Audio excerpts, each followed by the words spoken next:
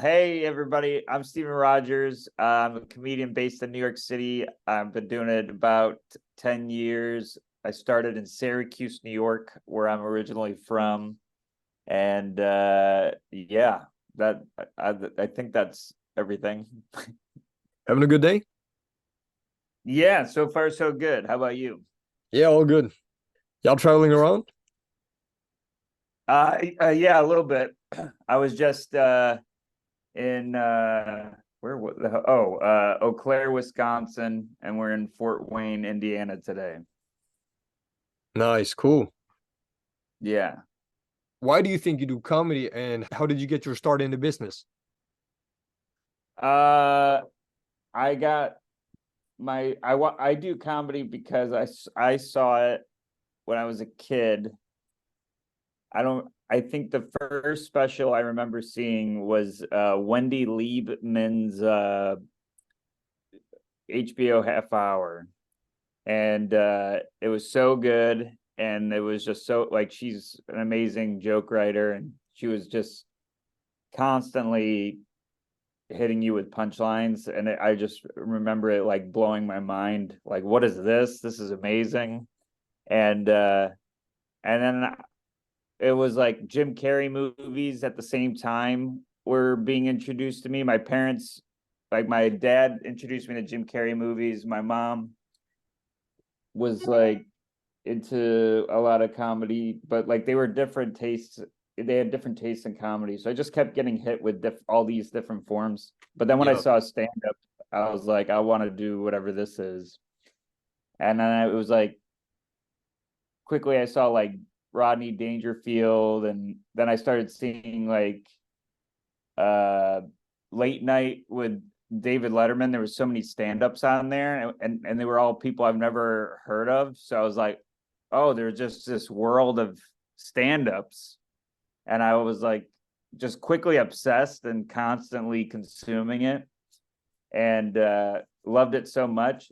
And I always was saying when I was growing up that I was going to be a comedian, but I never knew how to get into it or what to do, because this was like before podcasts really like laid out the path for people. I was like right before that. Oh, Uh and then like when I was into it. And then right around the time that like podcasts were happening, uh was probably when I first did it. Or at least I didn't know about the world of podcasts. So I just stumbled upon the opening night of the club in my hometown of Syracuse, the Syracuse Funny Bone, and they were like they had like a Craigslist ad, like if local comics want to do a guest spot, yeah. you could submit. So I submitted. They gave me a third. They're like, hey, how about Thursday night? And I'm like, great, let's do it. Not knowing that it was their opening night, and I had never been in a club before. I had done mics and like little things here and there, but not. I wouldn't call it like actively pursuing stand up. And then that night, I did. I walked into the club. It was sold out, and they do this thing where they turn the lights off, and then they had a projector screen on the stage, and they started playing this like intimidating music as the projector screen went up and revealed the logo, and now all these lights are flashing. And I remember standing in the back of the room going, I should leave right now. Yeah. There's no way anyone would miss me. They have no idea I'm here. And I stayed despite all the fear, and then they brought me on stage for the 5 minutes. I don't remember anything I said, but it went well. And then I got off stage, and like people were stopping me as I was walking off stage. They were stopping me saying great job and all this stuff. Mm-hmm. And I was like, oh wow, I did okay at a club, and the audience seemed to like me and everything. And then there was a local headliner in the back of the room, and he found me after the show and was like, you should keep doing this. I'd love to help you. And he kind of took me under his wing, and then it Oh, kind of that's just went cool. on. Yeah. That's super. Thank you. Yeah, of Do you course. do you have any stories of like a particularly challenging gig in your early career? Oh man. Uh I'm trying to think of an early one. Yeah, no stress. They all were like hard, like I would say like in the like the first 2 years I was not good, and not that year three was a drastic difference, but I started to figure out how to do it like in the third year. Yeah. So the first 2 years I would say were kind of rough. Uh I would do fine. I would have like hecklers and stuff, like I was 20 when I started, and I Yep. look younger than I am. So I think it made it anybody that like wanted to heckle, I was a perfect target. Yeah. Uh, so just dealing with stuff like that, I would say the beginning is always hard. I feel like that's hard to avoid. And if people are like it was a breeze in the beginning, they just had a mental shielding that I did not. Yeah. Hell Uh, yeah. yeah, but yeah, it was all hard, but I'm grateful for it. It made me. I like that it was hard in the beginning because you're like, oh, I have to work at this. Yeah. I have to really take this seriously. This, like, it is a really fun thing to do, and it's like you are goofing around up there, but you should come with the work put in. Yeah. And I learned that by just failing a bunch in the beginning. Yeah. It was the best way of learning, making mistakes. It hit the hardest. That's right. I feel like the pain of failure is just be like, well, that can't happen again. Yeah, it's a great motivator for greatness. I agree. I agree. If you know how to And take the pain and turn it into something. Yeah, it's you still, like, as you go through stand up, you still have that, like, I told a brand new joke last night, and it, like, the whole set was going great, and then that joke kind of just got nothing. And it's like, oh, failure is information. I learned a lot. Okay, this is not done. This needs work. It's so easy to like coast on all the material that works and not grow. yep. So I try to sneak at least one new joke in a set. Yeah. Snuck two in last night. One did great, and you're like, oh, like the work is worth it. Yeah. And then I did the second one and it bombed, and I'm like, oh, I have to get back to work. So it's like I prefer a little dose of that. I like being humbled Yeah. because there's no way I I'll speak for myself, but there's like no way I've reached the ceiling. And it's so easy to get caught up in like what the like with social media and stuff. Why am I not getting that? Or why didn't they ask me to do that? And it's like focus on getting better is my always the mindset I'm trying to be in. Yeah. Uh, Failure helps you get there. Yeah, for sure. It has to hurt a little bit sometimes. Yeah. Yes. And with writing your jokes, how do you structure it out? How do you write it down pen and paper or phone? And do you have any Pen and rules you follow? paper. Pen and paper. But phone for like I have a Evernote of all my the current act, Yep.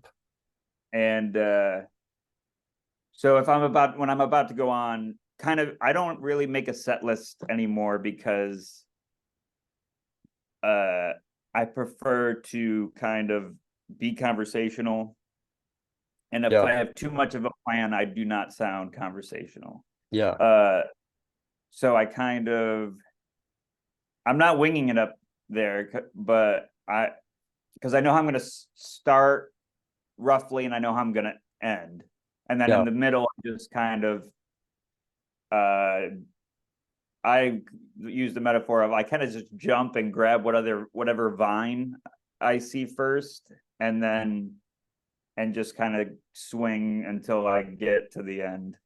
Hell yeah. But as far as writing, I'm pen and paper, and then I'll listen to sets, which is the hardest thing to do for me at least. I'll listen to sets and transcribe anything that I want to say again onto my Evernote. Yeah. But the creating is writing, but sometimes I'll type. My rule is there are no rules. Like, I used to be obsessed with finding out what my writing process was, Yeah. because everyone seemed to have this like surefire. Like, it always sounded like, oh, they found this magic process that makes them great. But I've come up with great jokes by doing mind maps, and I've come up with good jokes by free writing, and I've come up with jokes by just writing a topic on the top of the page and sitting there and thinking about the topic. And it's like, oh, there's no one way. So I just kind of like, I accept that it's chaos. Uh, and try not to put too many limits on how I'm going to come up with a joke. Because a Yeah. lot of the times it's, you're trying to make the other comics laugh in the green room, and then all of a sudden you're like, oh, that's a bit. Yeah.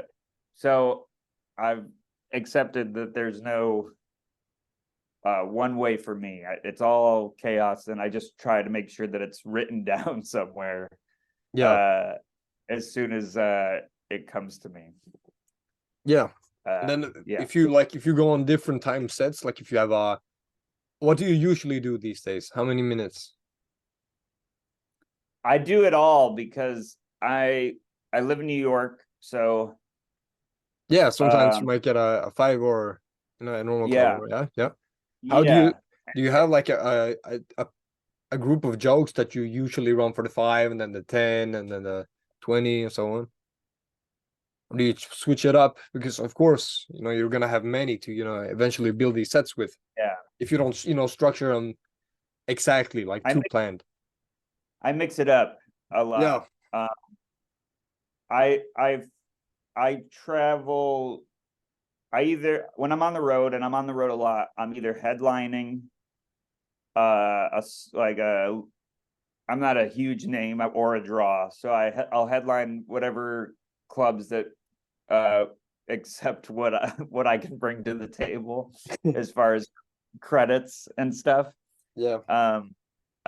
So I'll headline these sort of rooms, and I'm very grateful if you're listening. And then I open for Brian Regan, Tom Papa, and sometimes Nate Bargatze. So that's like 10 to 20 minute range, Yeah. depending on who I'm opening for. And then if I'm home in the city, I'll either do spots at clubs, which are 10 to 15 minutes, or if I have an off night but still want to get up, I'll run to an open mic, which is 3 to 5 minutes. So I do it all. Cool.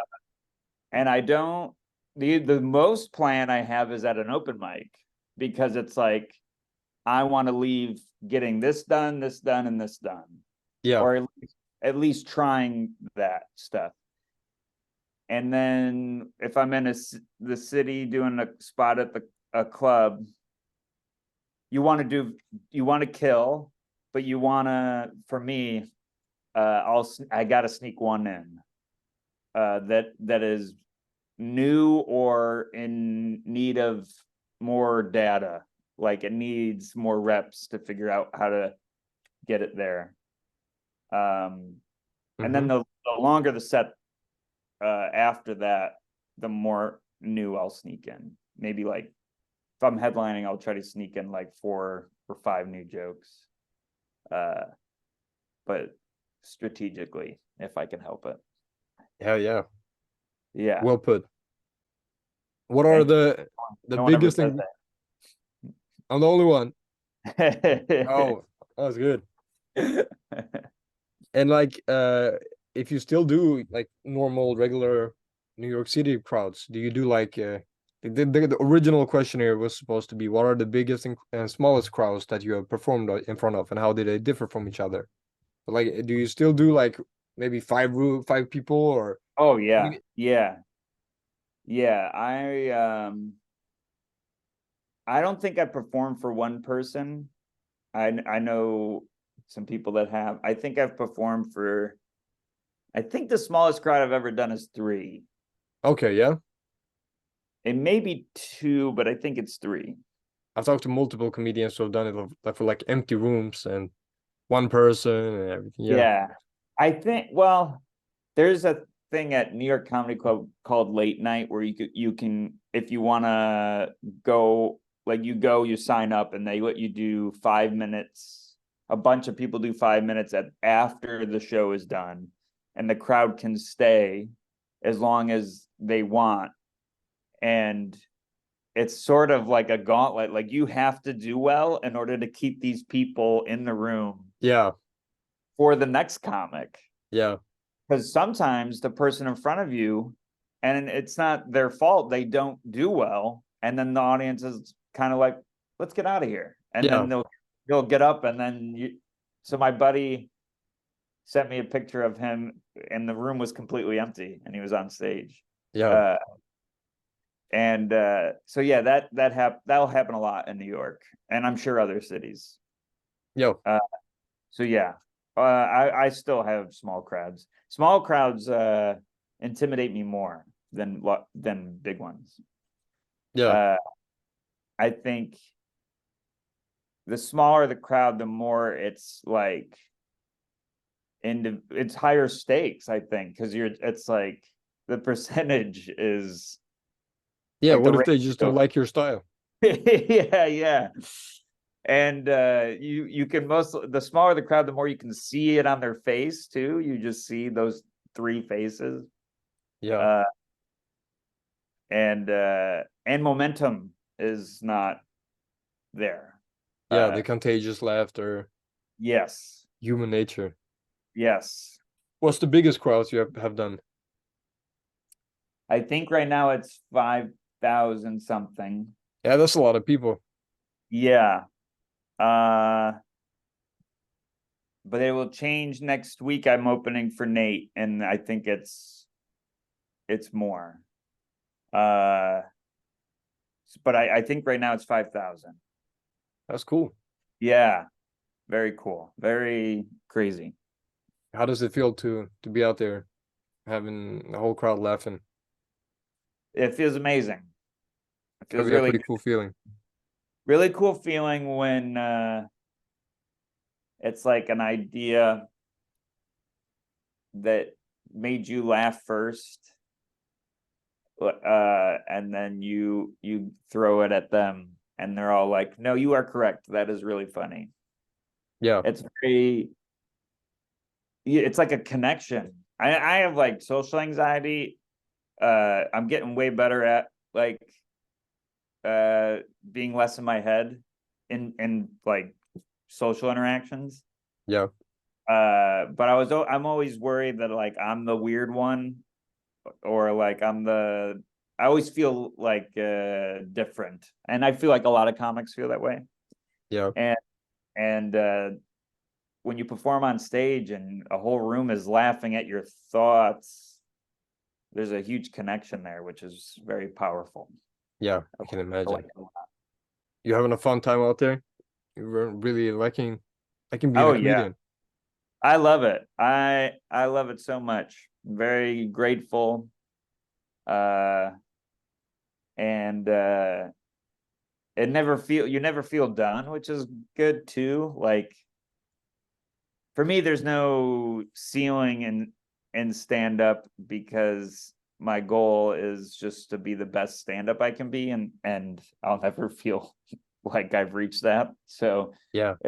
it's a great pursuit. I love writing. I love being silly is very fun.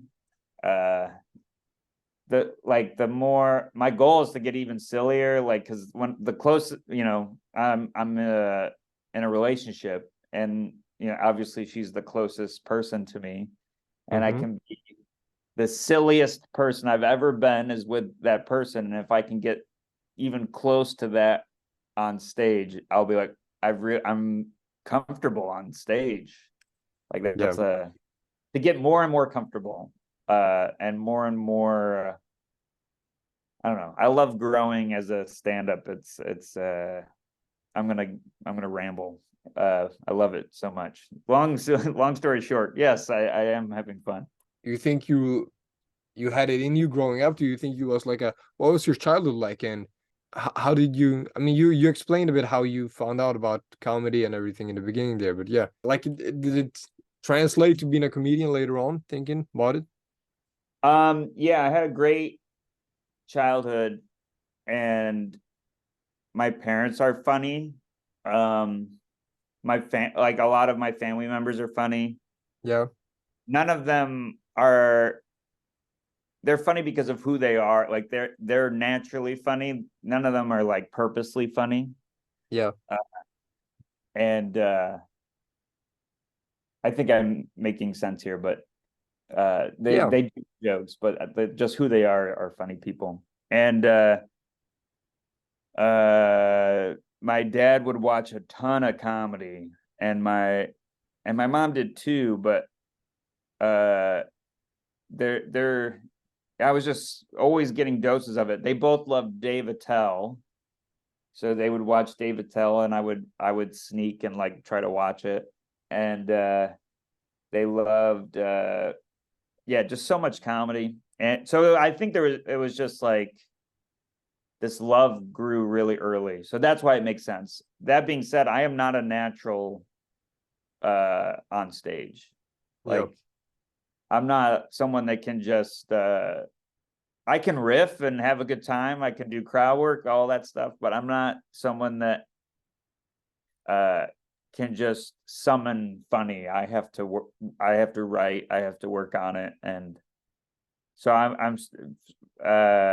I'm a comic because I love it, not because I was just born to. I don't think I was born to do it. I don't know. Who knows? Yeah. Uh I think that's better. That builds dedication. yeah, I have nothing to rest on, Yeah.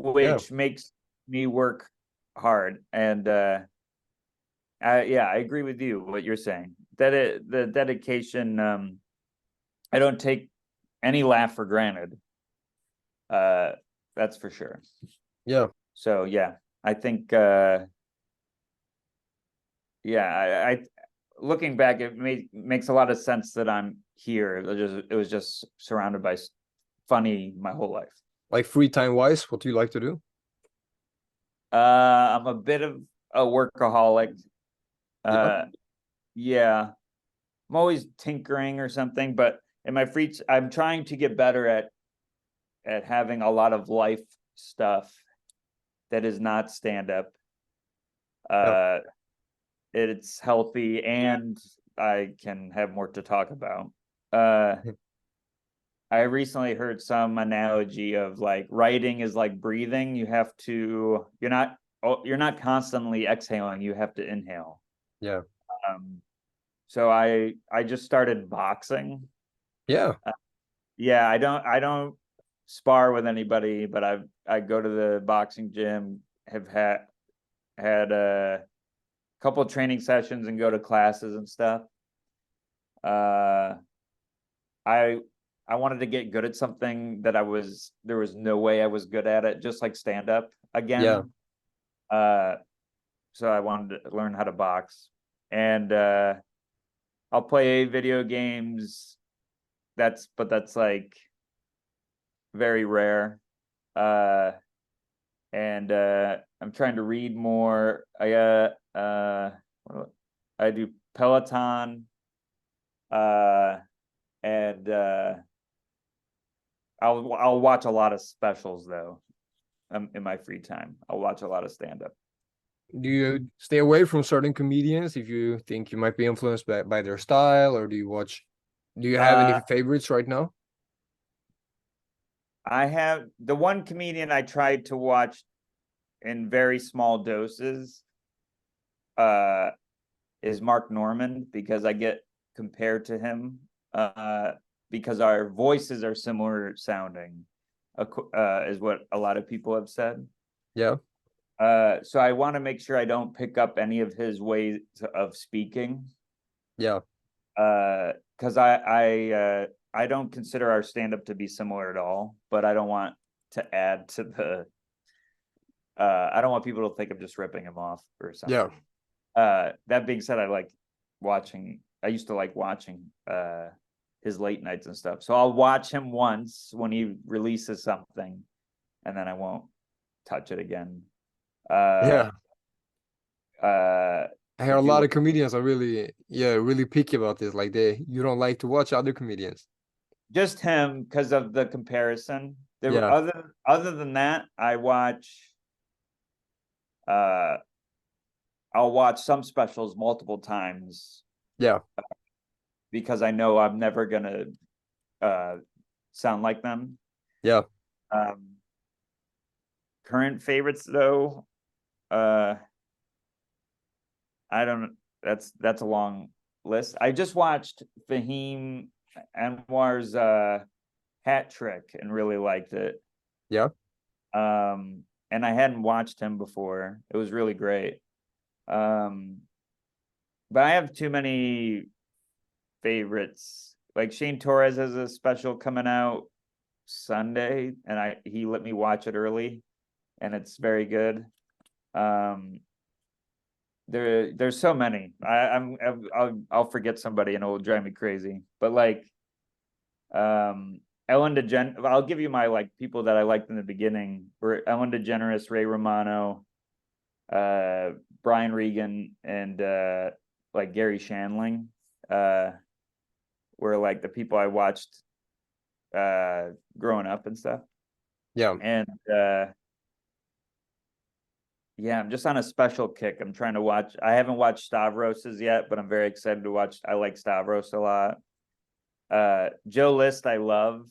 Um, and Nate's amazing. Like the people I work with are some of my favorite comics. I'll just sit off the stage and watch them every single night. Yeah. It's it's the best. Uh, yeah. So basically, I feel like my answers are so long. I'm sorry if they're No, it's so good. okay. It's nice to hear your opinions. Yeah, and I love joke tellers. I don't really watch crowd work specials. Uh, although like I like crowd work, I just like it live more. Yeah.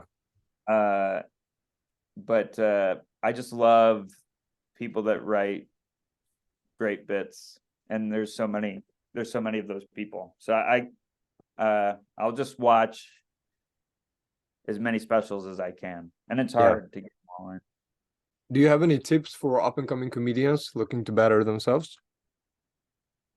Uh, yeah. uh, I uh, I would say like hmm. I mean, the obvious one is write every day. Uh, no excuses. Yep. Uh, really, I mean, like you just set a timer for what you have time during your day. So set a timer like for 30 minutes at the very least. Yeah. A timer is helpful because it does add a little bit of the countdown can add pressure, Yeah. uh, but you'll feel good. And the rest of the day, I write in the morning. I'm not saying that everyone should write in the morning. Find out when you're the most excuse me, creative, or at least think like having those kinds of thoughts the most, and I would write then.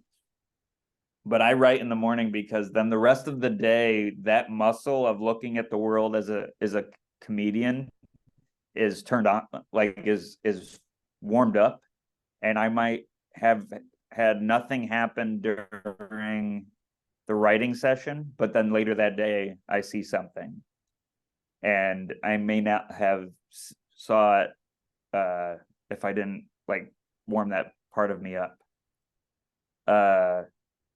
So that's why I like to write in the morning. Get up as much as possible. I meet a lot of people that want to be a comic, and it's like, just get on stage. There's somewhere to go, and know that like we said earlier, failing is good. In the like, it just depends on how you're failing. If you're like failing, just try. And I would only concern yourself with getting funnier.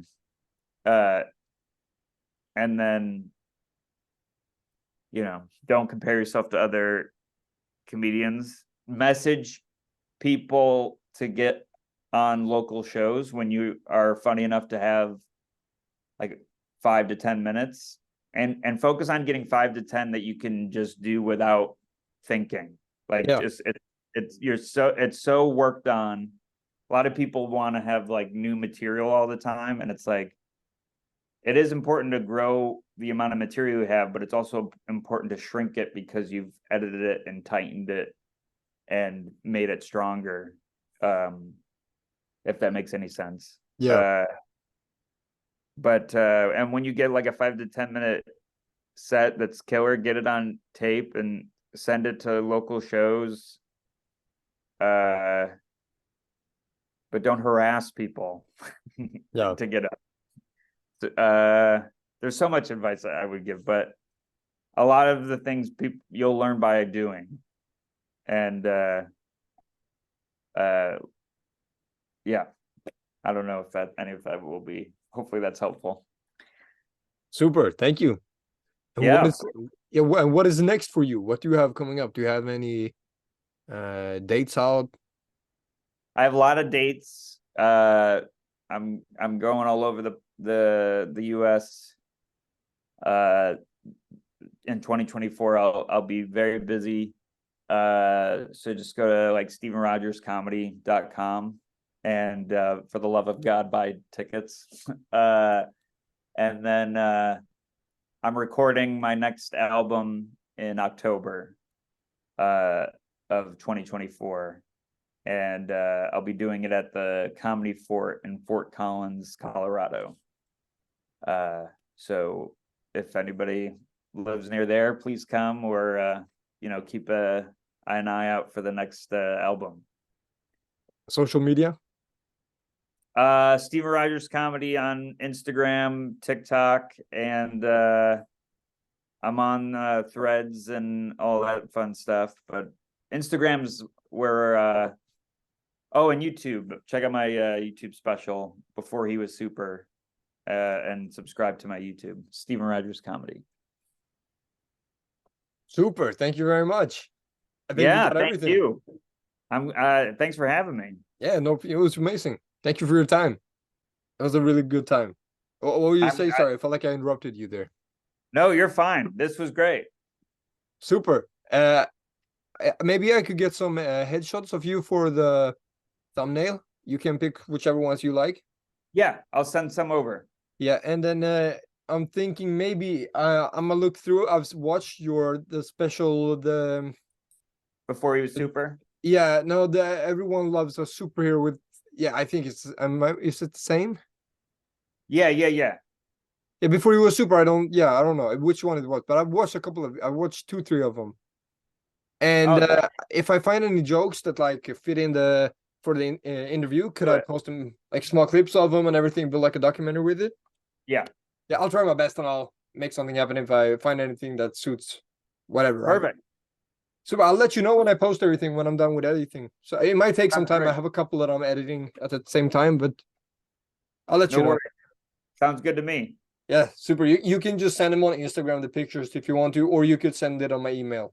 Doesn't matter. I'll send it on Instagram. Perfect. Super. Thank you very much, man. Appreciate you Of for course. your time. Thank you. Have a good one. Yeah, you too. Appreciate it. Bye bye. Yeah, bye. Thank you guys so much for watching. See you next time.